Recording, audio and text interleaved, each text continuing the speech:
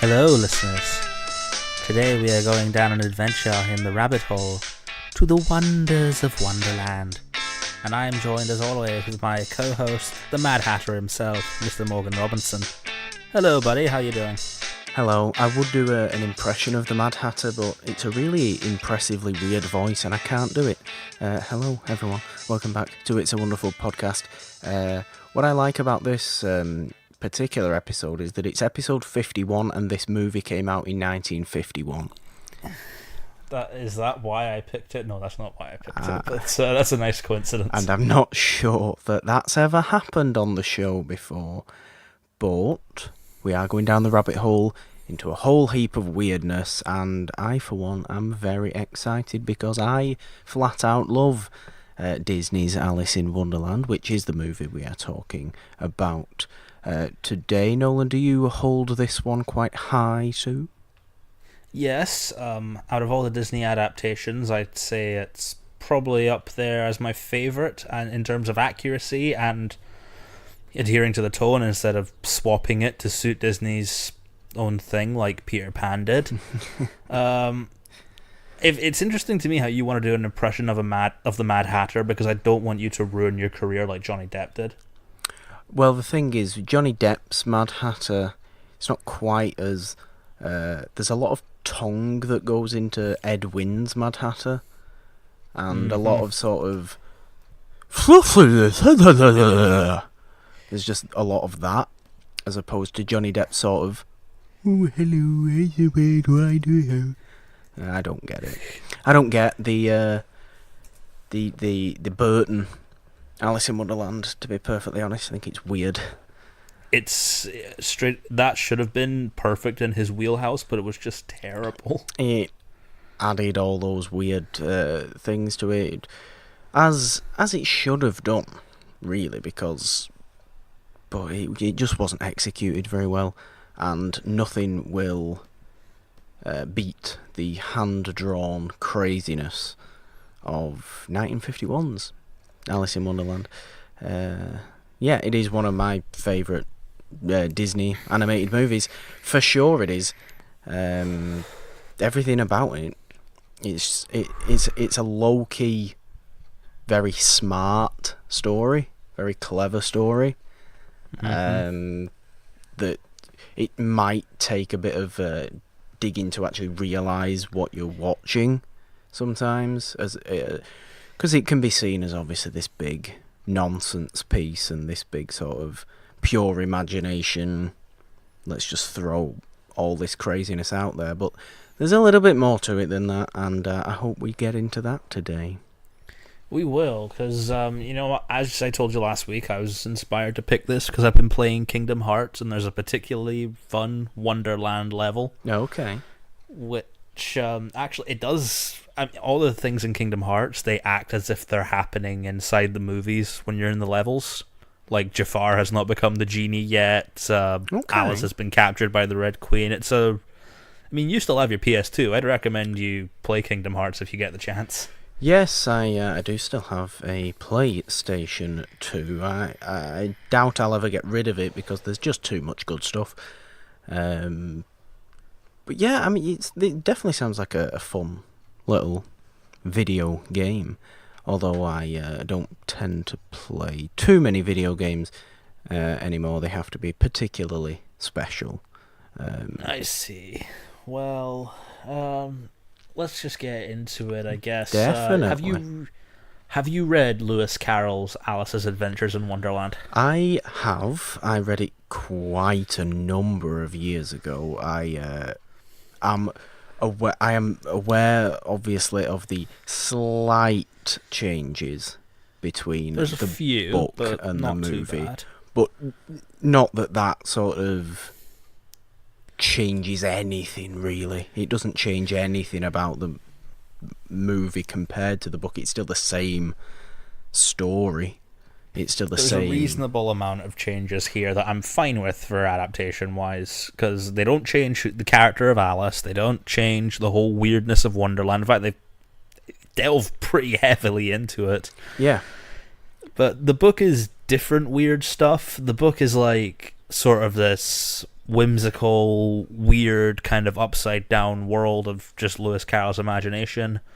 Whereas this came out in the 50s, right? It did, And 1951. it's interesting to me that 90% of the weird stuff in the movie is drug references, drug references, drug references. Yeah, there's a lot of that. There's a lot of, actually, it might be the most expressionist movie we've done on this show since Dr. Caligari, because there is an incredible amount of just everything's got weird lines to it. There's not a straight line in sight. Flowers talk, really weirdly. Chairs are lopsided, houses don't make sense. Doorknobs are dickheads. The doorknob is a fantastic character. I like the doorknob. He's very funny. I guess it's a short enough movie we can break this whole movie down beat by beat. More or less, yeah. We start off with young little Alice, who is bored with her life. She just wants something more of it. But she's a very... she reminds me a lot of Dorothy from The Wizard of Oz. Just yearns from something more. I get that. But Alice just seems like she'd be more of an outsider kind of person in real life society. Like, yeah, I could definitely see her growing up as like the weird kid that people don't want to talk to. I don't disagree with the comparison with Dorothy, but Alice is definitely she's also much smarter. She's really, I don't know, she's weirder, but in the sense that she is very, very sort of perceptive. She's very conscious of everything that's going around her, even though she's confused for the entire movie. She understands, like, well, this is unusual, there's like whatever's happening, whereas Dorothy always feels like the other people have to help her, whereas the difference with Alice is that the other characters don't help her at all. They hinder her, and they just sort of leave her with a riddle that she kind of has to figure out. And she does that. It's got a lot in common with The Hobbit in that aspect. Kind of. But the sort of great thing about Alice in Wonderland, aside from the pure glorious creativity on show, and in the movie especially the animation and the songs and everything, but it's the actual fact that the story is about growing up. It's about realising or coming to terms with the adult world as a child. It seems all this confusing, it's all weird, and there's people that get in the way. You have to figure it out on your own, and everything about this story, when you watch it through the eyes of this is a story about growing up, everything starts to kind of make sense in the fact that it doesn't make any sense at all. It all fits together in like its own weird way. Yeah. Everything that happens is so crazy because, life can throw you crazy things every now and again. And this is what Alice learns. As a child who views the world very simply, very, she's just bored on a pond side with her sister reading boring history stuff, which she doesn't like at all. No, she's a very adventurous kid. She's very adventurous. She wants to be treated. She almost wants to be treated like more of an adult than she is, even at the start, which I always like about Alice. And of course she goes into Wonderland, which is I think of it as the sort of the adult realm, right? Mm-hmm. So everything doesn't make sense because Alice is like 10, so everything doesn't make sense.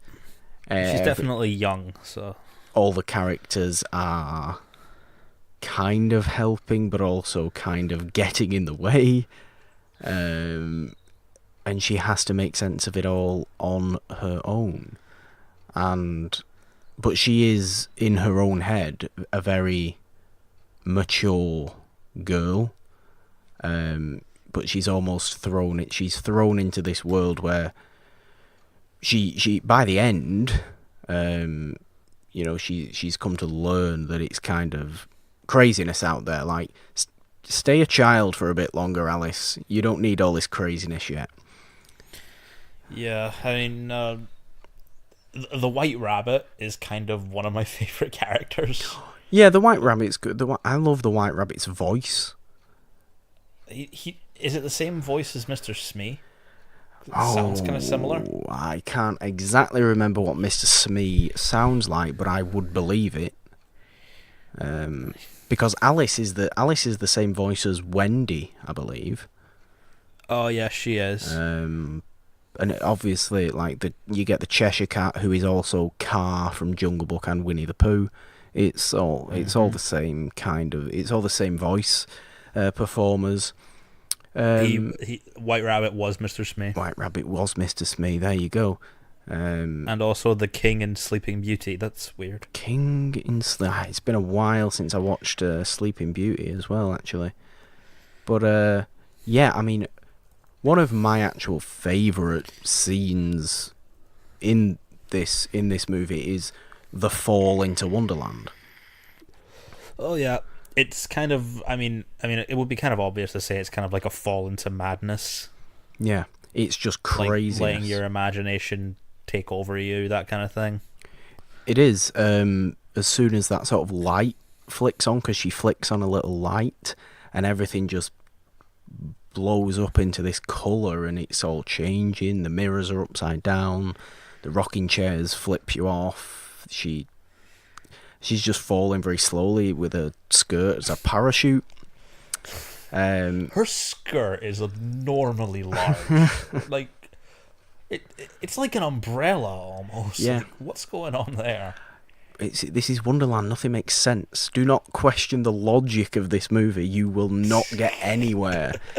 But I love that because it is just pure wonder. It is, she's there trying to make sense of it all straight away. And obviously she can't, but it's the first sign of it, and I just love that the light switches on and all this comes into play. And once she falls, it's it's all upside down anyway. Then she sort of flips over her own self and runs along the ceiling into the room with the doorknob. And onto that, I think whoever did the Wikipedia summary for Alice in Wonderland must be a pervert, because here's how they describe that scene. She sees him leave through a tiny door whose talking knob advises her to shrink to an appropriate height by drinking from a bottle marked "Drink Me." Okay. I think you're reading too much into this. But yes, what do you make of the whole doorknob conversation? I mean, he's a funny character. I just remember him being annoying in Kingdom Hearts. And not letting you through his door. He doesn't. Every time you try to get through his door, he's sleeping. You need a key. I don't have a key. But one part I love there is, it's kind of sad, but also like, come on, Alice, get control of yourself. It's the River of Tears. Look, you say it's come on, Alice, get control of yourself, but again, look at it through the eyes of, this is a story about growing up and trying to make sense of it, and she can't make any sense of it. You'd be confused. She's just confused. She just doesn't know how to deal with that emotion. And I might be reading a little too deep, but that's just how I've always kind of seen Alice in Wonderland. She does literally grow up when she starts crying. The whole drink me, eat me situation is like changing bodies, and you don't know who you are anymore. Like, there's a lot of stuff in this where Alice doesn't, almost can't say who she is. She doesn't remember who she is. The Cheshire Cat throws like a load of like, well, who are you? And then the caterpillar with who are you? And she can't really answer because she doesn't know anymore because she's in all this messy wonderland and nothing makes sense. And like I said, just view that as a child going into the adult world, and it makes sense why this story has been around for so long or loved for so long, rather than just being written off as this, It's one of the most influential stories of all time, I think. Definitely, in terms of, creating a world, in terms of fantasy writing. Yeah, it would have inspired C.S. Lewis, I think, with Narnia. Yeah. Definitely inspired Neil Gaiman with Coraline. Yeah. Because when Coraline came out, that was compared a lot to Alice in Wonderland, and I can see the comparisons. Yeah. Definitely, but the river of tears that then the dodo turns up. Everybody likes the dodo. And the Caucasus race. What do you make of the Caucasus race? I mean, everything in Wonderland is just so weird. It is. And we also have Tweedledum and Tweedledee there, which we do.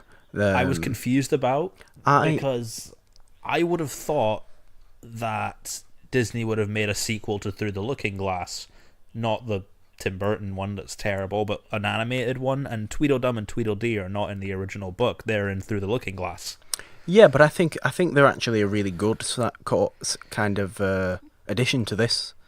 I don't think it doesn't change anything, and they get a couple of little songs, which is nice. But going back to the Caucasus race for a bit, it really does make me laugh. It does make me laugh too. Like the door. Okay, we've just had the doorknob situation and the eat me, drink me situation, right? Which is funny to a point. It's kind of the doorknob's kind of just laughing, and that's kind of funny. But the Dodo's Caucasus race is just ridiculous because when the waves keep coming back in and everybody's getting drenched, and then it's just like, well, just run around, we'll get dry. Nobody can get dry like this. Yeah, of course you can. And then the waves come crashing in, and the Dodo's there stood on the top with his fire. And he's just like, what are you talking about? I'm really dry. He's like, yeah, you're stood up there with a fire. And everybody's running around. It's the most confusing. It's this sort of first real funny moment of the whole thing for me. Yeah, that race is just wild. I can see how it would appeal to your sense of humor. It really does. Are you the dodo in that scenario? I am definitely the dodo in that scenario. I'm just like, yeah, I'm dry. It's fine. Keep running around. Yeah, the waves just keep crashing down. It's just very funny. And then, yeah. Is that Wonderland's version of surfing? Like surfing in your own tears? Surfing? You have to cry before you go surfing. Surfing in your own tears? Probably. Anything can happen in Wonderland, of course. You are never quite sure what's going to happen next. As it's proven by this, with the fact that the huge lake of tears and the Caucasus race is right next to a forest where Tweedledum and Tweedledee live. And not only sort of bounce around each other and off each other and hit each other in the head with a sound, they also sing about the walrus and the carpenter. Nolan, what do you make about the walrus and the carpenter? Well, that is also something that's from Through the Looking Glass, but I do like that little poem. It's in the book. I think it's done really well. Here, it's done well enough, I guess. It's creepy. It is so creepy. It's so creepy. This is the kind of stuff that I wanted to see in Disney's Peter Pan, like from J.M. Barrie's book, but it's like they just embrace the tone of the story instead of like trying to dumb it down. And you feel that's what they did in Peter Pan. Is there a certain darkness added to Peter Pan then? Peter Pan's very dark. Okay. Well, yeah. I mean, I honestly think the Walrus and the Carpenter it's a good song. It's a catchy song. Cabbages and Kings. which also doesn't make any sense at all. But that's the point. Because yeah, cabbages are a cheap vegetable, and kings probably wouldn't want that. But the walrus. Oh yeah, let's just walk around with this cigar, go in, eat all the oysters, eat them, lure the oysters from from their mother. Which I will say, do not eat oysters; they are disgusting. Well, some people like oysters. Oysters can be useful in certain situations as well, if you are so inclined. Just not for eating. That's what I'm saying. Some people might like oysters. The walrus likes oysters, and the carpenter also likes oysters, but he's just upset that he didn't get any. It's almost like Pied Piper-ish, that kind of dance that they do. It is. It's that, but it's a creepy version of that, because this big walrus who's smoking a cigar underwater. What? I don't know. I mean, I've tried to smoke cigars underwater, but it never works. But that's what he's doing. There was that one night in college. So where you decided to go into the bath with a cigar. Oh, not the bath, the swimming pool. The swimming pool. Yeah, the swimming pool with a cigar. Didn't work. Might have been a hot tub, actually. That makes more sense. I could see you in a hot tub smoking a cigar. In the weirdest way possible. But yeah, I think this is it's sinister, the walrus and the carpenter. I mean, I don't know if you've read much into who Lewis Carroll was, but he was kind of a creepy dude. I know his name wasn't Lewis Carroll. Yeah, it's a pen name. I forget what his actual name was, but let's just call him Lewis Carroll. Was a pretty creepy guy. How so? I mean, it goes into stuff that's kind of like, I don't know if it's appropriate for this show. Is it? I don't know this. Divulge. Well, Lewis Carroll, I believe he was believed to be somewhat of a paedophile. Okay. Wow. And from what I've read, like, he was friends with a little girl called Alice, and by friends I mean maybe they were a bit too close. Is this legit, or is this some so. sort of... I am now fascinated by this. I don't know quite what to say about It's kind that. of... You know how the Mad Hatter is in Batman? He's always searching for his Alice. Yes. I think that's also taking a bit of inspiration from these things about Lewis Carroll. Okay. He was kind of a creepy dude. Right. Okay. So it maybe Batman's Mad Hatter isn't so much, or it is sort of a mix between the Hatter, the actual Mad Hatter, and Lewis Carroll's creepiness. Interesting. Didn't think we were gonna get there this episode, but look at that. There we go. Look at that. After Tweedledum and Tweedledee, what happens after Tweedledum and Tweedledee? Does she go to the White Rabbit's house? Is that the whole thing? She does, and he mistakes her for a housemaid, which I find hilarious. He does. What she's wearing, I mean, she does look a bit like a housemaid. Yeah, it's sort of that little... What do you call it? Like, I suppose it's not an apron. It's like a pinafore, whatever it is. It looks like an apron. On the front of her skirt. I don't know exactly what that's called, but okay, the White Rabbit, in his rush to get to the croquet game, is mistaken, and the dodo comes back. Yeah, because she eats another cookie. Because 10-year-old girls, they just love cookies, don't they? Especially those that say "eat me" on them.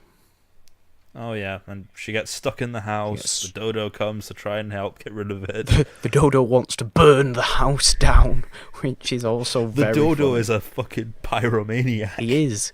He loves fire, the dodo. He loves fire. He's got his campfire on the top of the rock when everybody else is getting drenched in the caucus race, and he wants to burn the White Rabbit's house down. We've figured it out. The dodo is a pyromaniac, but he also enlists the help of the lizard the chimney sweep. Which is so funny because in the movie it's kind of an accident when she kicks the lizard out. Yeah. In the book, she's just disgusted by him and kicks him.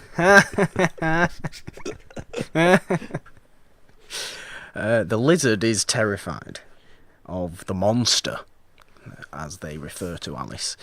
The monster. Yeah. And eventually... I mean, people in Wonderland don't really have the gall to talk about monsters. No, nothing makes sense, and it's perfect for it. Everybody is a monster, and everybody is terrified of monsters. Maybe it's because Alice is probably the most normal person there. She is, and Alice is weird herself, so tells you about as much as you need to know. But luckily she has some carrots and turns back to being small. Yes. Which is where I think all those lies about eating carrots from your parents came from. What, eat your carrots and you'll turn small again? Eat your carrots and they'll give you superpowers. Well, they will. Carrots are very nice. Don't disregard carrots. Did your folks tell you any weird lies to make you eat vegetables? Not that I can recall. I just always used to eat them, and I still do. I'm very fond of salads and vegetables, to be perfectly honest, now. So I had some weird ones when I was younger. I mean... eat your carrots or you won't be shooting any laser beams tomorrow. Did you... What?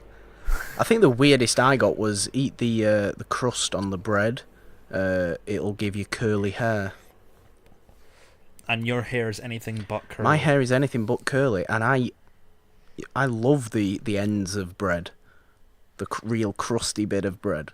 And I have very, very straight hair, so that's a lie. I think it was something like that. Eat your crusts, it'll give you curly hair. As though you want curly hair anyway. I can confirm, curly hair, a pain in the ass.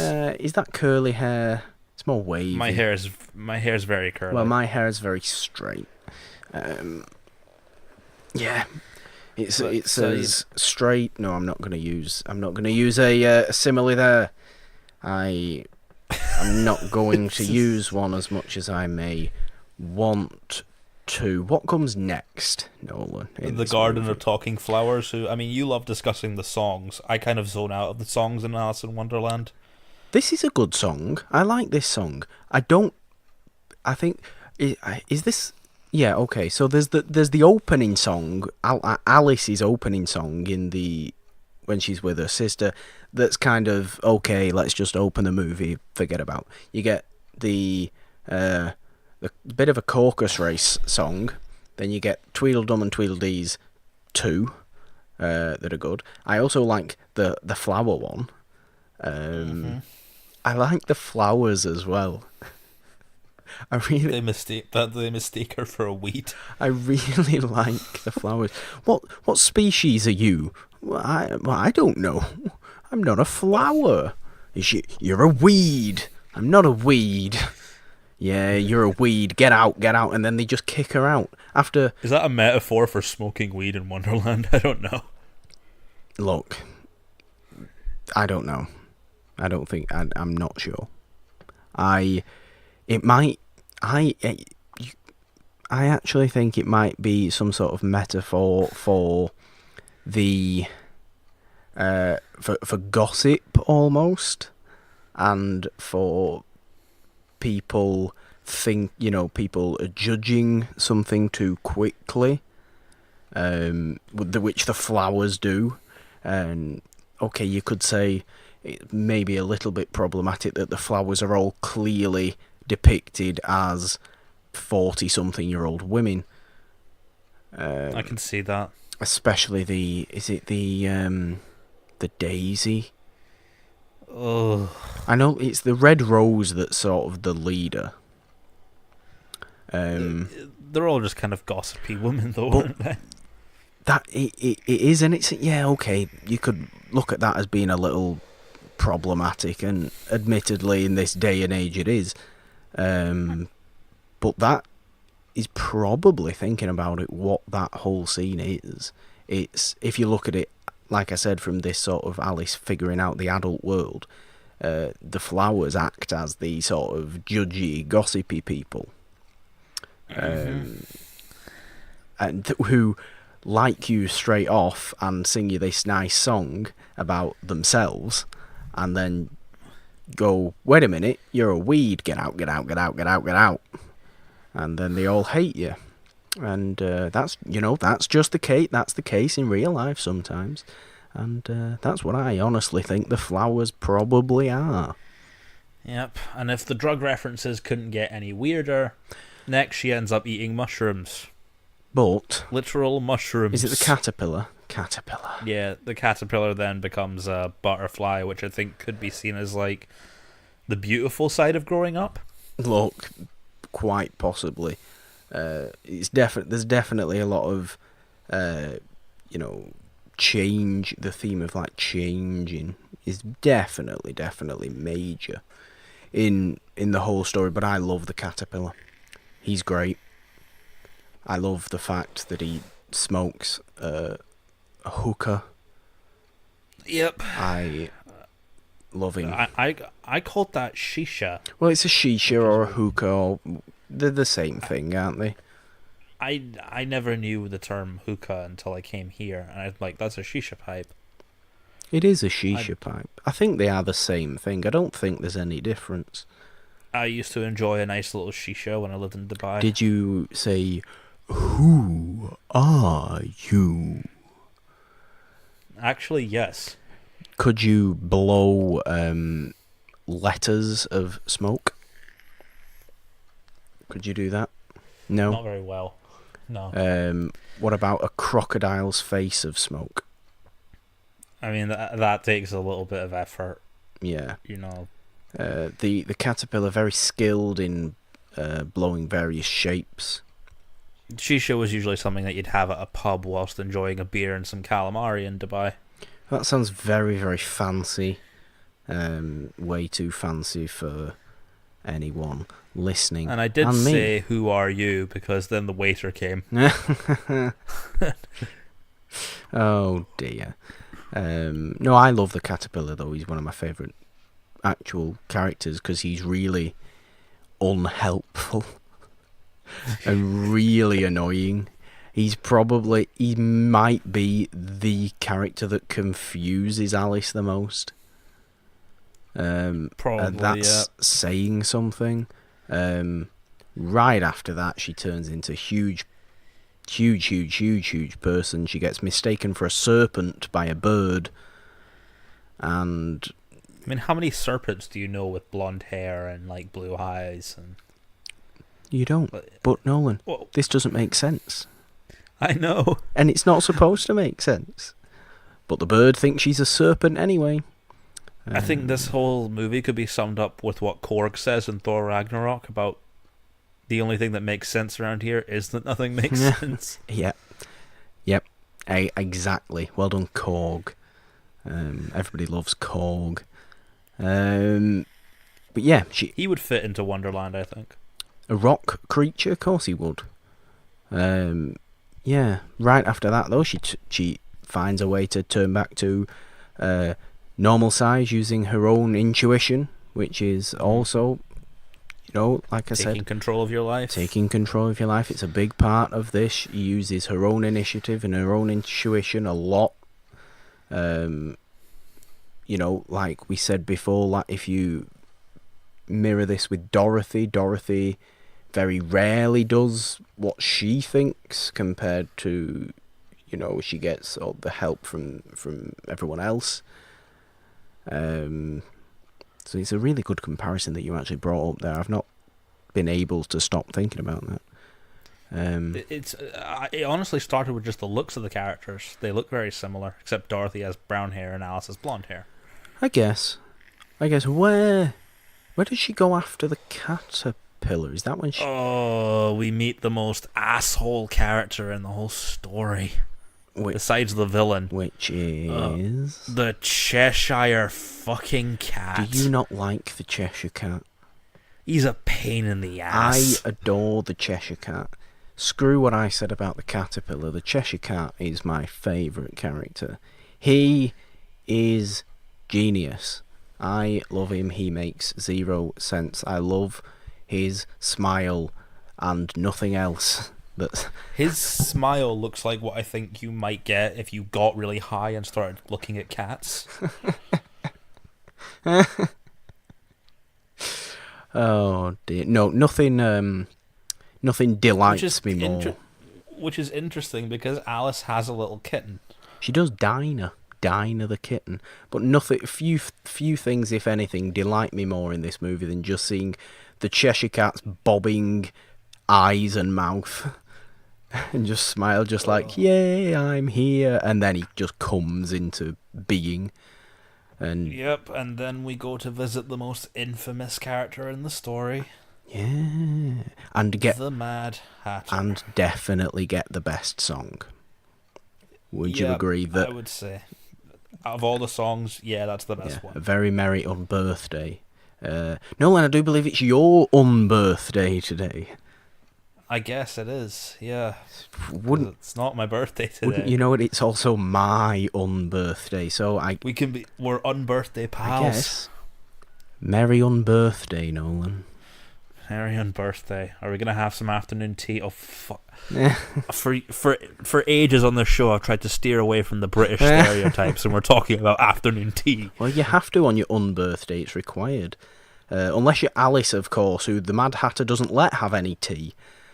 Well, she's too young for tea. No, she likes tea. Alice likes tea, but the Hatter just keeps pouring the tea and then just taking her somewhere else and then pouring her more tea. And then she's I've not had any tea yet. Ah, do you want some more tea? More tea, more tea. And the March Hare is also a madman. Oh Um, god. I would be way more like the Dormouse and just fall asleep. Probably. In a There's an teapot. interesting thing with the Mad Hatter from book to film. I don't believe the film covers it as much, but the book has this thing where it's like the clock there is constantly stuck at 6 o'clock, so that's why he just keeps having tea because he's convinced it's tea time. Oh dear. Oh, I love that. Is the same situation with the rabbit? Obviously, is there as well in the end, and the I mean, Mad you want to go Hatter. to have tea after a croquet game, don't you? The Mad Hatter destroys the White Rabbit's watch. Is that in the book, It might be. I'm not sure. Or It's is- not something I or- remember from the book. or is that just like almost a swap out for the clock situation in the book to this sort of crazy clock situation in the movie? I love that though. The fact that his clock's just stopped at 6 o'clock, so he's convinced it's always tea. And the teapots are so great, and the music is perfect, and I love that song so much. It gets instantly stuck in your head. If there is anything else stuck in your head that you want out of your head, just listen to the first few whistles of that song, and you'll just be whistling that instead. So there's my tip for you guys. Weirdly enough, though, when people bring up Mad Hatter, I always think of the Batman villain before this character. Why? I don't know, just maybe it's that creepy thing from Arkham City where you're stuck in his tea party. Look, I do like the. It's a very, very, very creepy little side mission that actually from that game. I do like the Mad Hatter in Batman, but look, the Mad Hatter is low key the greatest of all time. He's the goat. The is what you're saying. the greatest of all time in terms of just people, really. I would want to be the Mad Hatter. I like the fact that the price is still on his huge hat. I like the fact that his hat's huge. I like the fact that I his could best see you friend's a becoming hare. the Mad Hatter when you're older. I like the fact that he does nothing but drink tea all day. Even though I mean, I there are worse things to drink. am admittedly more of a coffee guy these days, but that is Yep, I remember. beside the point. We just got some new tea yesterday, so Some we'll new be having tea? a nice tea party. Ooh. Yeah, our 420 Tetley tea bag ran out, so we had to buy more tea. Well, you can 420, okay. Well, you can celebrate your unbirthday in the right way with a cup of tea, and Yep.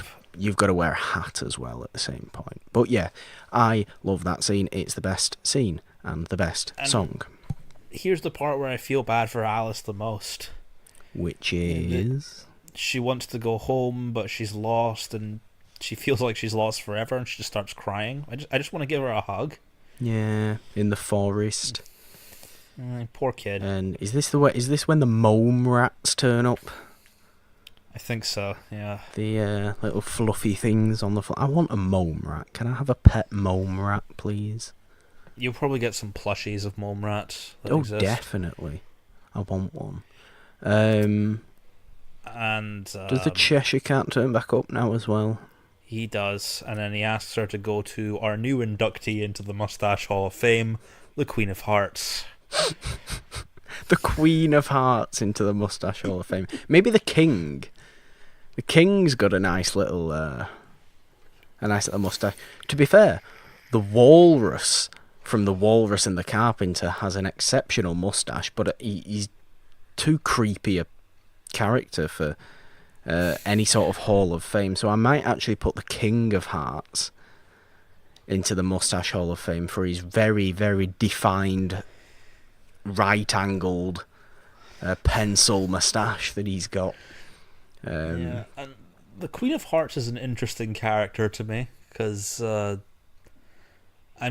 because Burton readapted it, you know he's going to cast Helena Bonham Carter, but I think that's a really weird casting choice for her. Like, I would have seen a Kathy Bates playing that character more so That's not a than, bad call at all. than her. Or if you're keeping in the Burton family, it's one of the women from Edward Scissorhands who's gossipy. One of the women, I don't know. From Edward, who's also in 2.5 Men as Charlie Sheen's housewife. Okay. Yeah, that's not a bad call either, actually. That's not a bad call either. I can't remember her name, but she's very No, I funny, and I can't- could I see her can't being a now. good Queen of Hearts.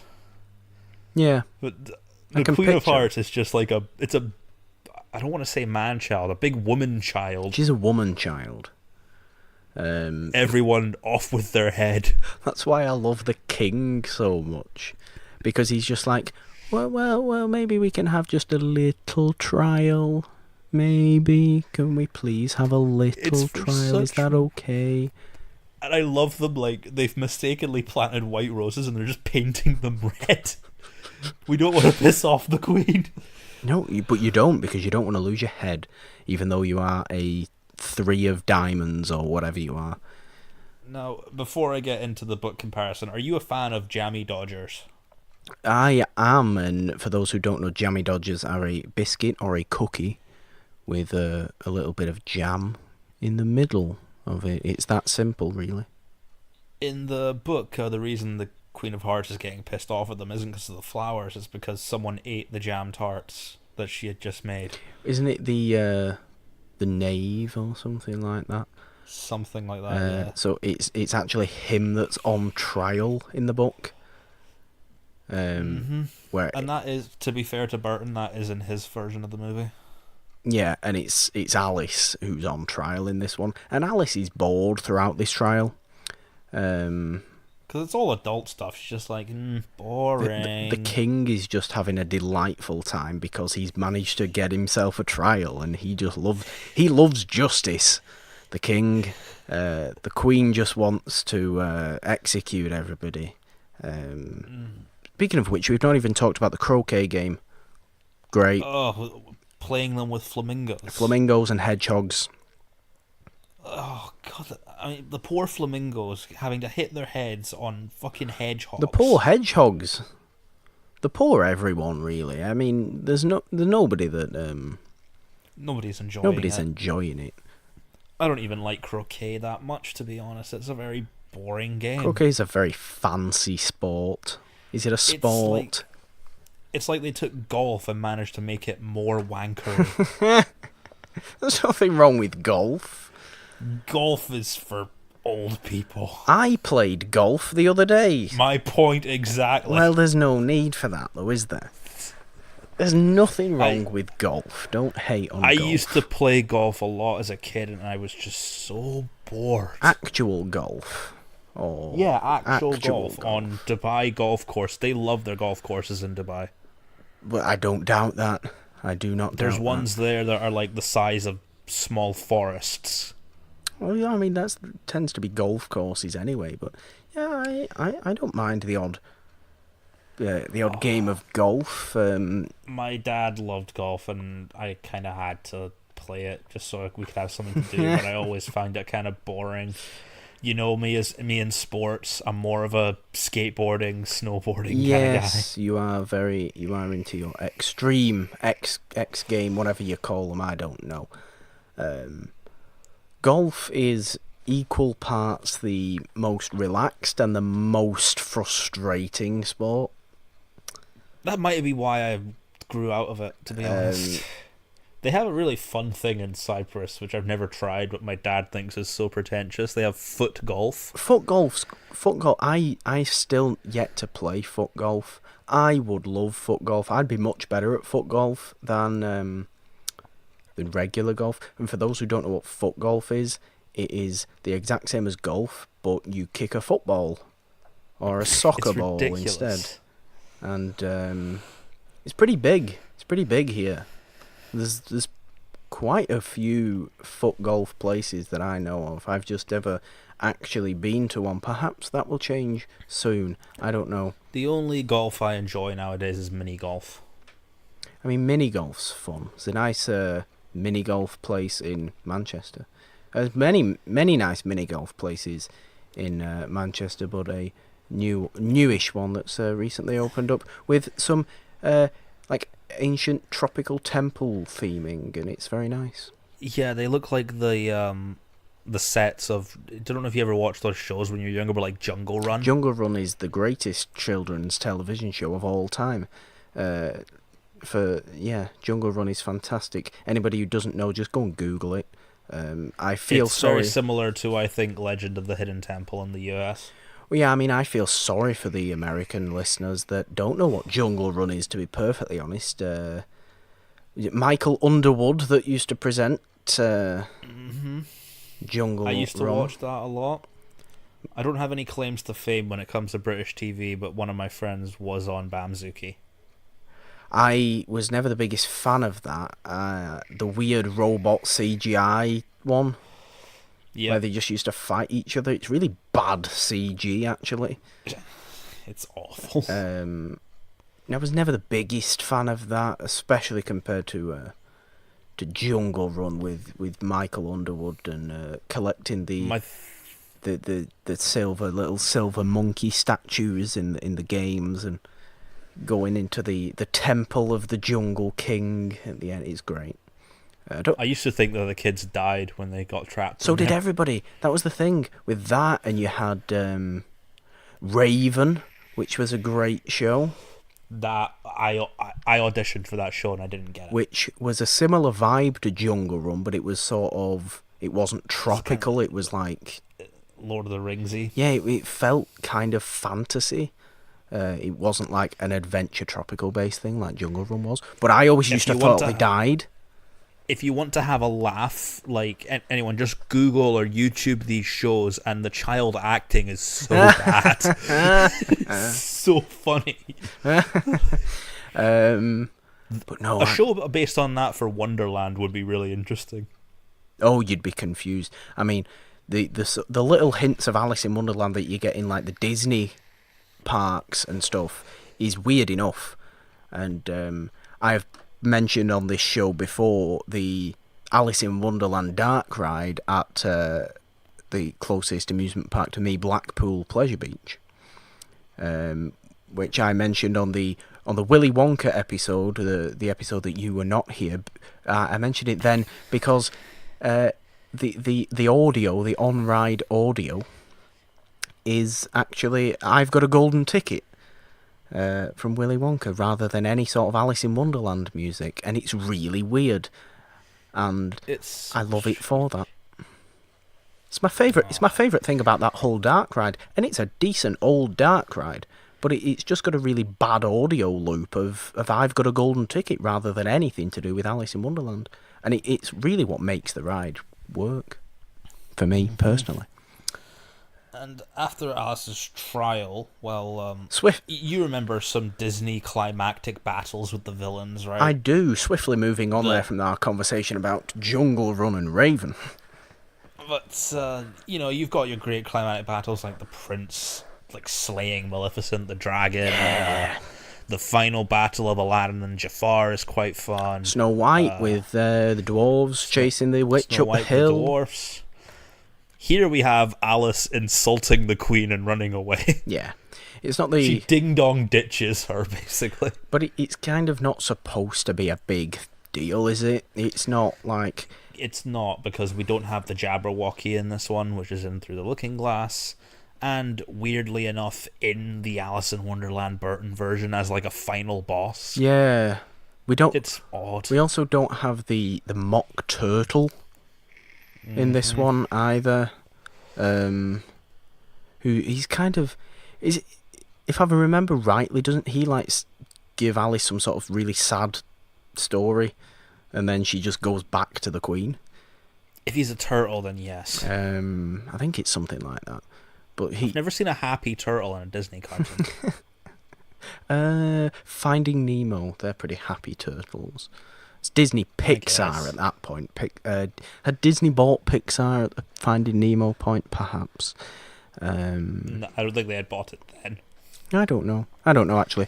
But Pixar turtles, at least, Crush and whatever the little kid turtle's name is, they're pretty happy. Yeah, but they're just surfer bros. They are, but they are pretty happy. Yeah. So he's gotten rid of in Alice in Wonderland, and yeah, it's not got this big climactic battle. I think mainly because it's not really got a narrative at all. Not really. No, it's just kind of a weird, like you said at the beginning, a weird experience. It's a weird, and it even does the whole it was all a dream thing at the end, bringing it right back to the Wizard of Oz comparison. Yeah, exactly. But I think in this sense, it is, look at it, okay, as a dream. It is then this dream of what Alice believes the adult world to be in her subconscious. A bunch of weird people playing croquet and killing everyone. Yeah, just I mean, if you complete look craziness. at the Brexit discussions now, it's not too dissimilar. No, it isn't. Politics, ladies and gentlemen, politics. It's very accurate, though. I mean, they have moved it to Halloween now, so I'm just expecting Theresa May to come out dressed like Jack Skellington.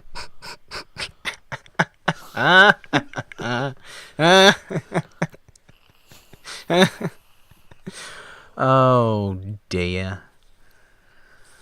Politics, ladies and gentlemen, politics. But yes, If you think American politics are bad, British politics are just as bad and even more confusing. Just as bad. Everywhere's bad.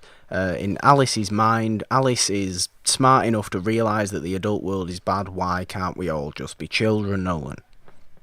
That's a message I live by. That's something I write myself. And that's clearly why you picked Alice in Wonderland for this week. It is one of my favourite stories.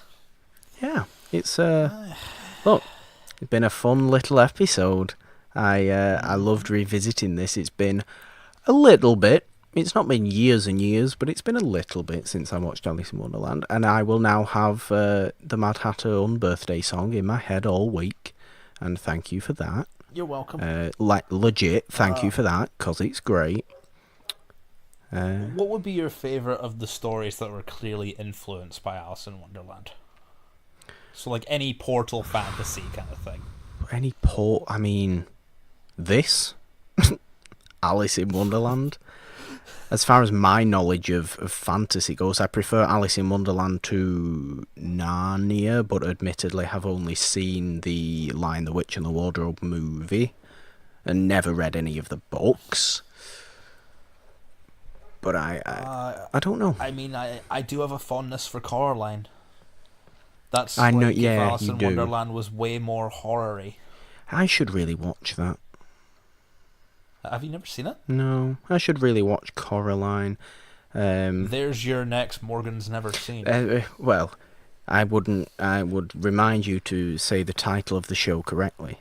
It's Morgan Hasn't Seen, and that's a lovely segue. Same thing. It's not the same thing, because if you Google Morgan Never Seen, it won't come up, will it? It's a nice little segue. Let's talk about Morgan Hasn't Seen, which is the other show you can find on the It's a Wonderful podcast feed. This very feed you are on now, available on all your favourite podcast providers.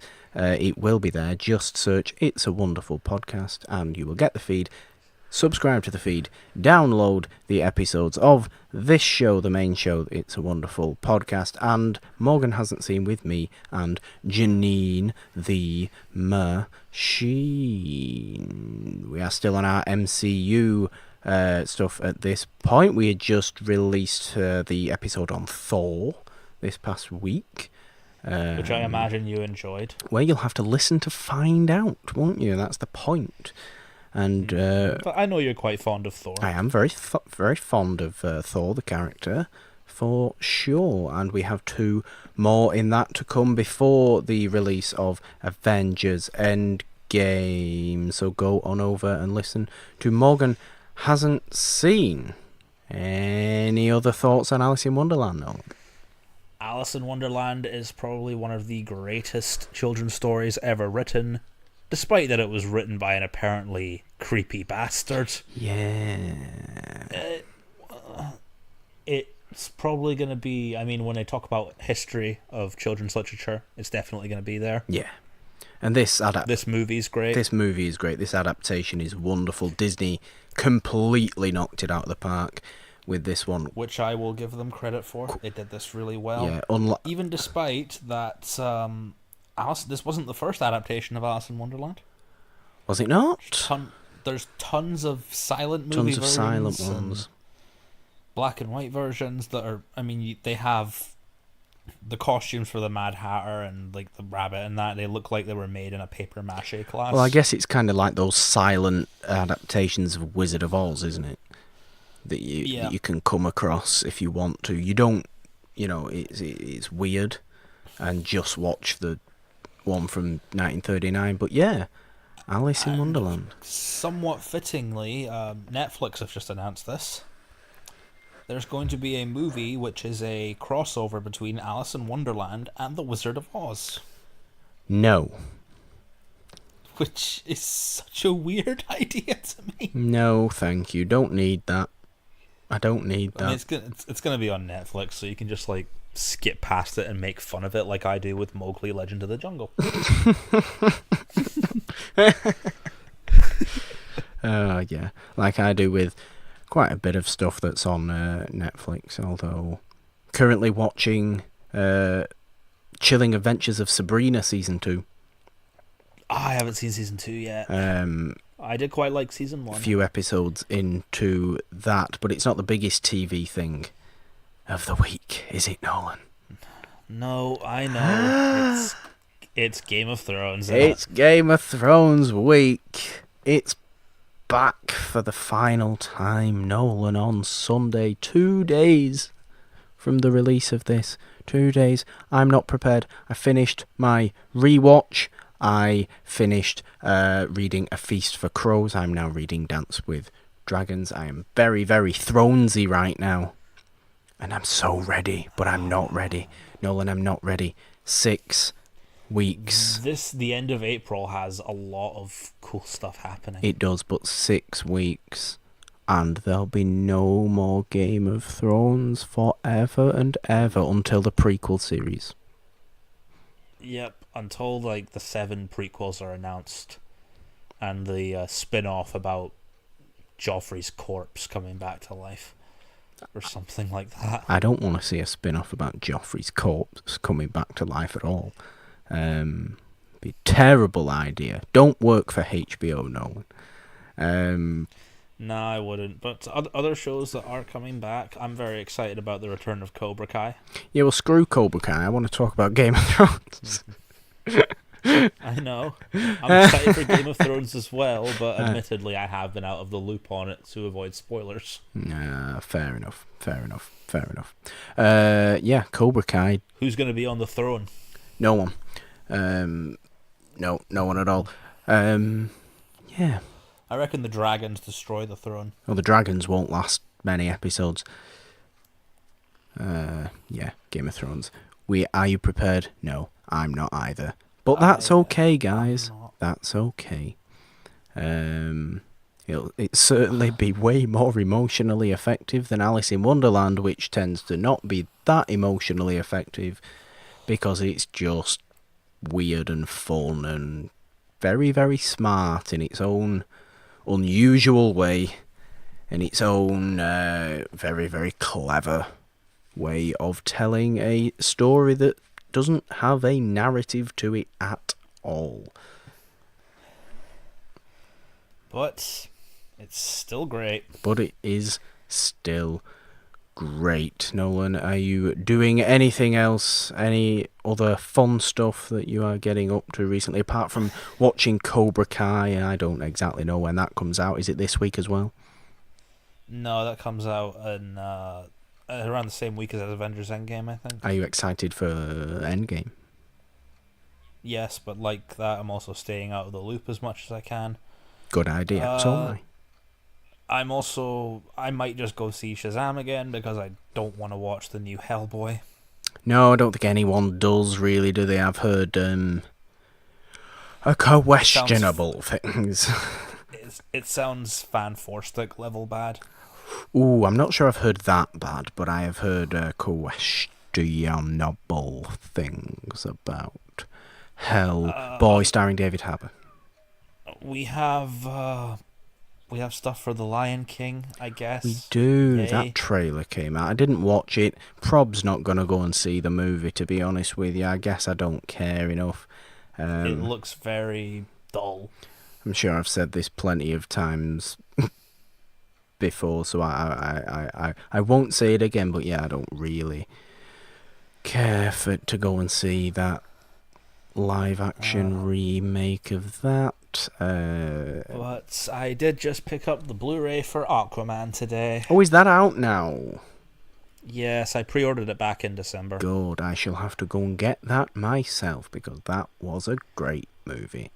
And I want to delve into those special features. Delve into those special features all you want. Get all the knowledge from James Wan and Willem Dafoe, who nobody else and the is. sneak peek of Shazam, which I've seen twice already. Yeah, well, Shazam was great too. Yes. If I'm honest, I'm more excited that after Endgame I'll get a new Spider-Man Far From Home trailer than I am for that movie. You will. They'll be getting a lot of stuff after Endgame, but I guess we'll talk about that when that gets here. Just give me all the Mysterio. That's all I ask. Fair enough. Another character that would fit in Wonderland. Certainly would. He could create Wonderland himself, to be perfectly honest. I'd like to see that. I would like to see that. Guys, thank you for listening to another episode of It's a Wonderful Podcast. We've been talking Alice in Wonderland, the 1951 Disney adaptation of Alice in Wonderland. It's been a fun time. It's a fun movie. I'm sure everybody's probably seen it. Go and watch it again because it's fun, and maybe watch it with this little, with the glasses of look at it as a little girl trying to make sense of the adult world. Watch it like that. I don't think you'll be disappointed if you watch it like that. Will you, Nolan? No, you won't. No, you won't. Nolan, what are you up to? Where can everybody check you out at?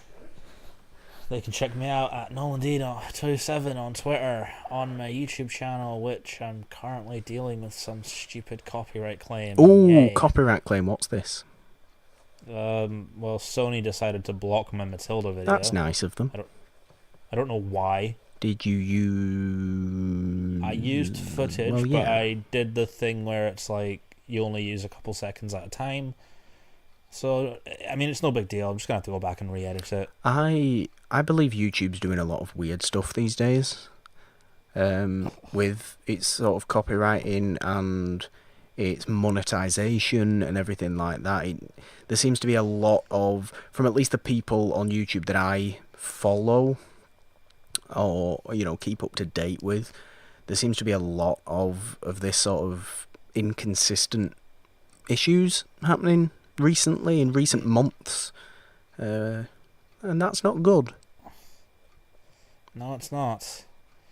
But thankfully, there is also a movie I'm going to go see next week that I don't think enough people are talking about. I saw a trailer for that thing with Chloe Moretz. They look kind of fun. Greta.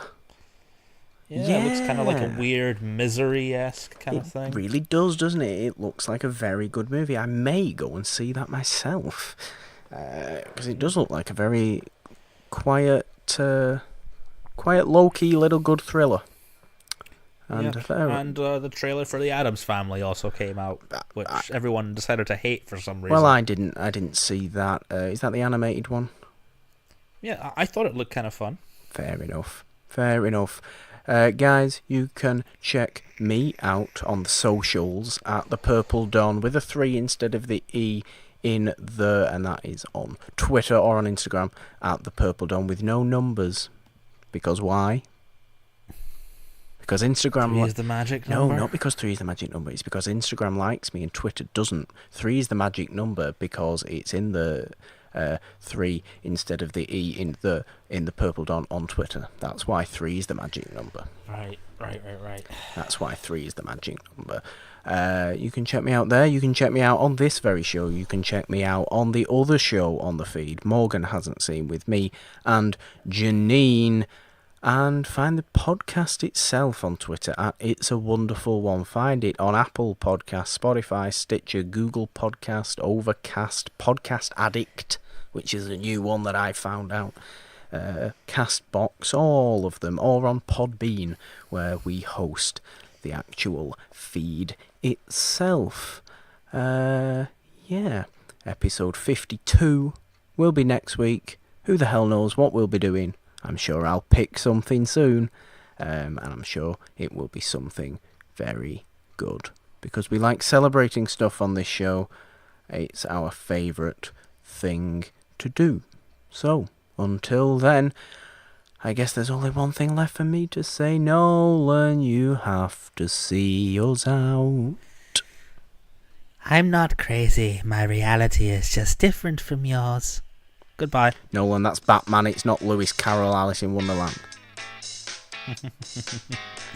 Merry unbirthday, everyone. Bye. Bye.